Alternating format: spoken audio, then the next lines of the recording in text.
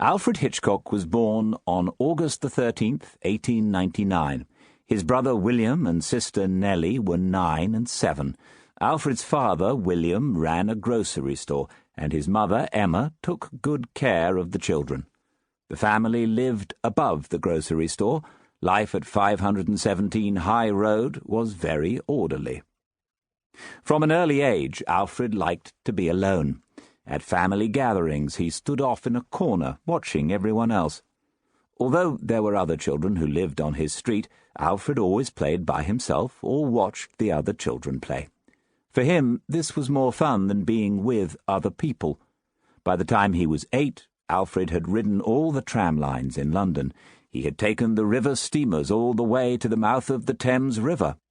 He loved to ride streetcars and big ships and kept charts of all their routes. He also memorized train timetables, the hours of all the arrivals and departures. To Alfred, keeping track of the schedules was as exciting as reading stories. Every evening, Alfred's mother called him to her room and asked him questions about his day.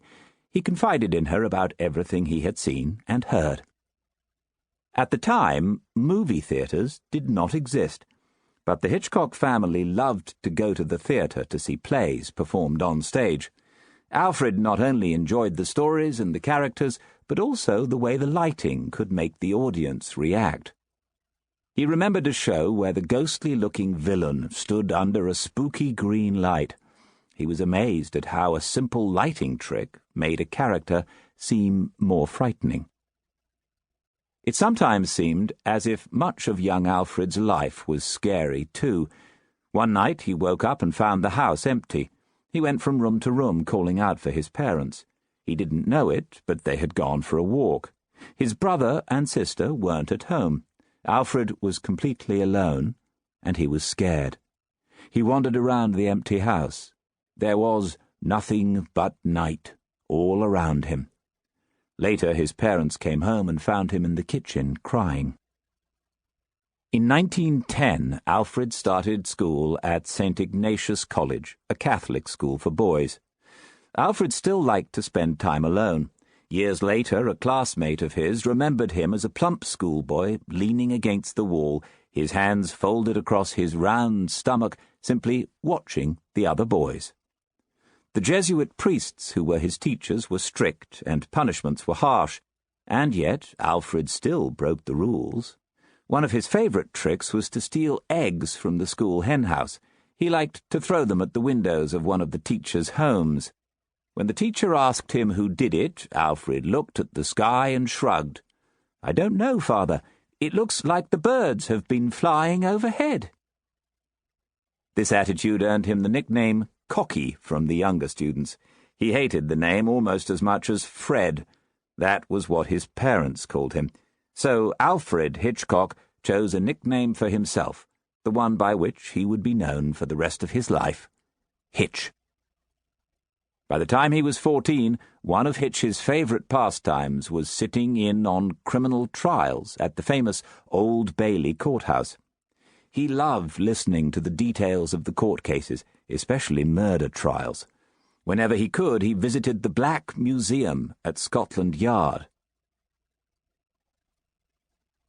The Black Museum. The Black Museum opened in 1874. Today it is housed in Scotland Yard, the headquarters of the Metropolitan Police in London, and is officially called the Crime Museum. It houses items and evidence from famous and unusual crimes. It was created to help police officers study crime and criminal tactics.